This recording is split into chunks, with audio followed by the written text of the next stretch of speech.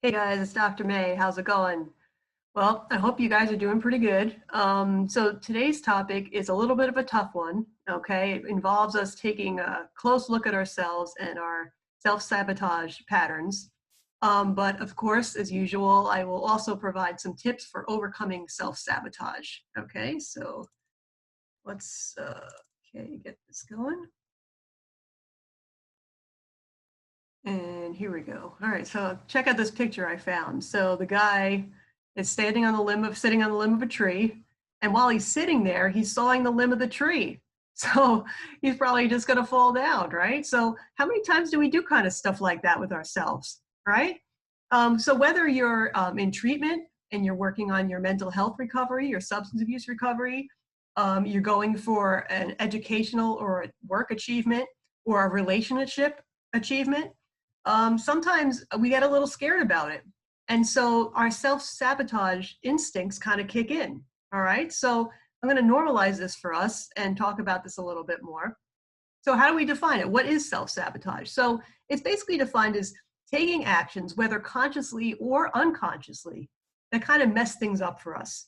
So let's say we're on our way to success, things are kind of getting better, and then there's some deep fear that gets stirred up inside, and then we end up doing something that kind of sabotages our success or messes it up. Okay, so let's look at these pictures here. So ever feel like you're your own worst enemy? How many times have we done that, right? That we're the main person who gets on our own way. And so when we self-sabotage, that's what happens. And we have to eventually learn how to get out of our way so we can get the things that we really want in our life. And then check out this cartoon on the right. Okay, I don't know if you guys can relate to it, but I certainly can. So it's a little brain, right? Is going, things are going well, too well. And then he self-destructs, right? How many times does that happen, right? Quite a bit, right? So we have to make sure that we're not undermining our success and all the things that are possible for us with a self-sabotage kind of pattern. All right, so check this out. So think about, like, we have different parts of ourselves, almost like a devil on one shoulder and an angel on another shoulder, right? And part of ourself really wants to do well, right? There's an instinct in us to want to survive, to want to succeed, to want to, feel better, right? And that's very real. So this might be something that's a little more conscious. It might be what you're telling people, right? Like, let's say you're in treatment and you tell your therapist, no, I really do want to get better. I want to feel better, right?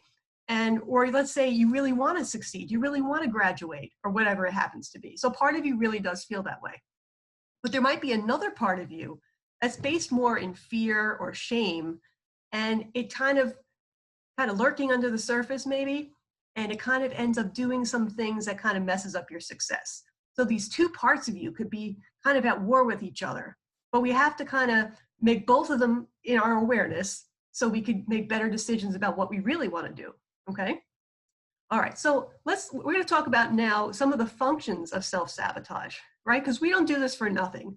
We're not just masochists who try to screw ourselves up for no reason at all. Okay. It actually is a protective mechanism that we develop. And almost everybody does this to one extent or another, at least sometimes. So in a sense, self-sabotage could keep us feeling small and safe, kind of like that guy curled up in the box. Now, you might look at this guy, say, man, he looks really uncomfortable. But at the same time, maybe he's nice and cozy in that little box. He's familiar with the box, right? Maybe it's his favorite cardboard box that he's had for quite a while now, right? And he knows every little inch and every little corner. And while he'd like to walk around, the cardboard box is pretty sweet, right? So we keep our world comfortable and small sometimes because it takes a risk to do something different. Okay, so that makes sense, right? And ultimately, as Nelson Mandela has said in this quote, sometimes our fear is not that we're inadequate, but that we're powerful beyond measure. So think about that. What does that mean for you? Like, if you really had no obstacles and you could really succeed and be whoever you wanted and feel great and, have good relationships and have success at work or school or whatever, would it freak you out a little bit? Is it almost like too much? Like, what are the fears that are starting to come up thinking about that, right? So we got to think about, sometimes we're afraid of success, even though part of us really wants it. Okay, so again, a self-protective mechanism, right? So what is self-sabotage protecting us from? Well, when we take the risk to move forward and grow, we have a risk of failure, right? We could try and then not be able to do it. And it's hard to think that I could try with all my might and all my effort and not be able to make it. It could be feeling devastating, or I could be afraid that I'll feel devastated, right? So I'm afraid of the risk, the uncertainty of it, not knowing if that road's going to lead me to success or not. I might be afraid of embarrassing myself or being shamed by other people. Like, what if people see that I'm really trying and then it doesn't work out? And then they say, I figured she wouldn't do it. Yeah, she's just a screw up all the time. Forget it. Right? And you might be embarrassed that you tried your all and then everyone sees your failure and now they're responding to you. Ugh, right? You might be afraid of your own disappointment, right? Because if you build something up too much in your mind and then you can't reach it, you have to deal with the feelings that come with that. And disappointment's a big feeling. Another thing is that if you succeed, you might end up getting more responsibility. Now people are going to expect more from you. Maybe they're going to expect you to act a certain way or achieve a little bit more or be a little bit more consistent in your achievements or your behavior, right? And that might feel like pressure. Sometimes it's like, whoa, I don't know if I want that responsibility, right? Other times you can get pressure from other people saying, you know what? I don't know, you're succeeding too much. You're not like us anymore. So I don't think you could be part of our group anymore. We're used to the old you and this new you. Not digging it. Uh-oh, I don't want to break up my relationships, right? That could be a little inhibiting sometimes. All right, so going with the relationship thing, I want to highlight some of the relationship worries that come with, moving forward in your life. Because sometimes we're on one path and the people in our life are on another path. And our paths cross at some points and we're in sync. But if we grow in a different direction than the other people, it could threaten our relationships. And sometimes we have to leave certain relationships behind as we move forward in our life, but there's some anxiety associated with that. Okay. So sometimes the pressure is to stay the same rather than grow because it's easier to just stay with the relationships we have. Does that make sense? All right, I hope so. So like the sheep on the left, sometimes it's easier just to be a sheep, just to be like everyone else. Like, let's say you have a family where no one's ever been to college, okay? And you had the chance to get a scholarship to a really nice college. And they're pressuring you and making you feel like survivor guilt almost, because you're achieving something that they didn't. And while they might make you feel, okay, well, do whatever you want, but part of them is making you feel a little pressured, right? That you want to kind of blend in with them and not feel like you're showing off to them or think you're too good for them or something like that, right? So there's some pressure to pull yourself back. Another thing too is like, if some of your friendships or relationships are based on both of you exchanging tales of woe and commiserating about certain problems you have, and that's what the relationship is based on, if you get well, that's going to totally shift that relationship, right? Because to stay in the relationship, you might have to kind of complain some more again, or make yourself feel bad so that you feel accepted by the person again, right? So you have to choose between your own recovery and the relationship. And you're like, how do I form relationships with positive people? I have no idea how to do that. Maybe you never did that before, right? So that's a concern too. Like, how do I redo relationships when I do better in my life? Okay, that's a big challenge. Okay, so here we go. So if I succeed, people will start wanting things from me that I don't want to give, and I won't be able to say no. So let's say you get a good career and you're making a whole lot of money. Now people are putting their hands out asking for help. Hey, could you loan me this? Hey, could you give me that? Well, you have so much, like, why can't you share? You may be concerned about that. Maybe you don't want to share everything. You want to appreciate what you have and, not feel like you have to give it all away to everyone as soon as they ask, right? So just dealing with that interpersonal concern could be a worry, Another one is, if I succeed, people will like me for what I accomplished and not who I am as a person. So think of like even a celebrity, right? Part of them might want to succeed, but a lot of times they say, I don't know if people really like me.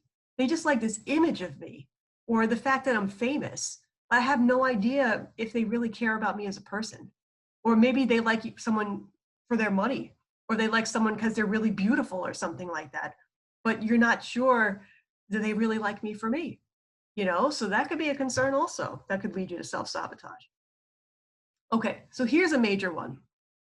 A lot of times there's a low self-esteem or shame kind of undercurrent beneath the self-sabotage because there might be a deep part of you that doesn't really believe you deserve the success.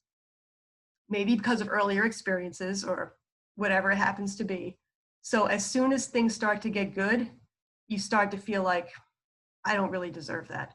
And so that part of you is the part that screws it up. And sometimes if you don't feel so great on the inside, and then you have some measure of success on the outside, you have this feeling of being an imposter. Like the success doesn't really count, or it's not real, or, yeah, it's fine for now, but as soon as they see the real me, they're just going to get rid of me. No one's going to want to hang out with me anymore. They're not going to want to be my friend. They're not going to want to hire me. They're just going to see I'm a piece of crap and I don't deserve this anyway. I was just trying to make something up, right? Ooh, right? That's a tough one. Okay, so we have to watch that undercurrent of low self-esteem and shame. Okay, so next, there's a self-doubt component. So this could be an emotional mind self-doubt where you actually have the ability, but you're doubting yourself. Or it could be a self-doubt that's grounded in reality, like maybe you don't have the actual skills to succeed in the thing you want. So it could really go either way. But there could be this fear that I'm going to put the effort in and then I'm not going to succeed. And so the self-sabotage might involve, you know what, if I have to make a choice between trying my best and failing or preemptively cutting this whole thing short by self-sabotaging, it's at least easier for me to say, you know what, if I really tried, I could have did it, but I'm just going to sabotage and forget about this whole thing, right? So then you feel like, you're less vulnerable because you didn't really try your best. So you kind of say, well, why put the effort in? It's just for what? Okay. And sometimes it's a victim mindset to keep us in a self-doubting kind of negative place. Like, oh, it's never really going to happen for me. Good things don't really happen for me anyway. So I might as well give up. I might as well just throw in the towel, right? So that negative victim mindset kind of links in with the self-sabotage and could really start to wreck things. All right, so let's bring it back to the positive, or bring it to the positive. Okay, so the first thing to do with self-sabotage is it's really a one moment at a time process. So you have to notice when you're in a mode where you're getting the impulse to self-sabotage, right? So you have to use some mindfulness to recognize this in yourself and be aware of it and be willing to admit it to yourself, right? Because sometimes we want to stick so much with the idea that, no, I really want to do well, that we don't realize that, yeah, there's also a part of me that doesn't want to do well, that's afraid to do well. So we have to admit and notice. At the same time, we could thank this saboteur, this self-sabotaging part of ourselves, for trying to protect us, right? So for all the reasons I just discussed, there's part of us that's trying to protect us from pain. But at the same time, it's also going to prevent us from meeting our goals and living through our values. So we had to say, thank you, but I need you to step aside, okay? Better things in my life are waiting for me, all right? So that's like an ongoing kind of inner process that we have to do. In the long term, these are some general guidelines we could follow. So one, we have to really tune into what's important to us. If our instinct and our gut feeling is telling us, you know what, you really should give it a go. This is still really important to you. Let's say your personal recovery. You know what, deep down, I know you really want to get better. You have to really try, okay? So you have to let your values be driving the bus rather than your fears. So tell the saboteur and the fear and the shame to sit in the back of the bus, and you get the value part of you in front of the bus, behind the wheel, driving and making the wise mind decisions, okay? Because otherwise, it's going to keep leading you off the road. You got to stay focused on what's really deeply, deeply important to you. At the same time, I would work on the FAST skill for self-respect, effectiveness, and other related things that make you feel worthy of the success. Okay. And when we continue to act anyway, it's like an opposite to emotion action thing. So you could be afraid, but do it anyway. So you got to stir up some courage, maybe get support in the process, and try to force yourself to keep making those decisions that lead you on the road to success, even though it's risky. Okay. And make sure that you're not overly influenced by other people and what they might think of you if you succeed. Make sure that you're doing something that's in line with your values and your self-respect. And you could also, at the same time, learn how to deal with other people's reactions. And you might have to radically accept that certain relationships may not survive this change in you, but you may be able to upgrade to more, you know, like-minded people in the new stage of your personal development. So there will be people that you will find, even though you don't know who they are yet.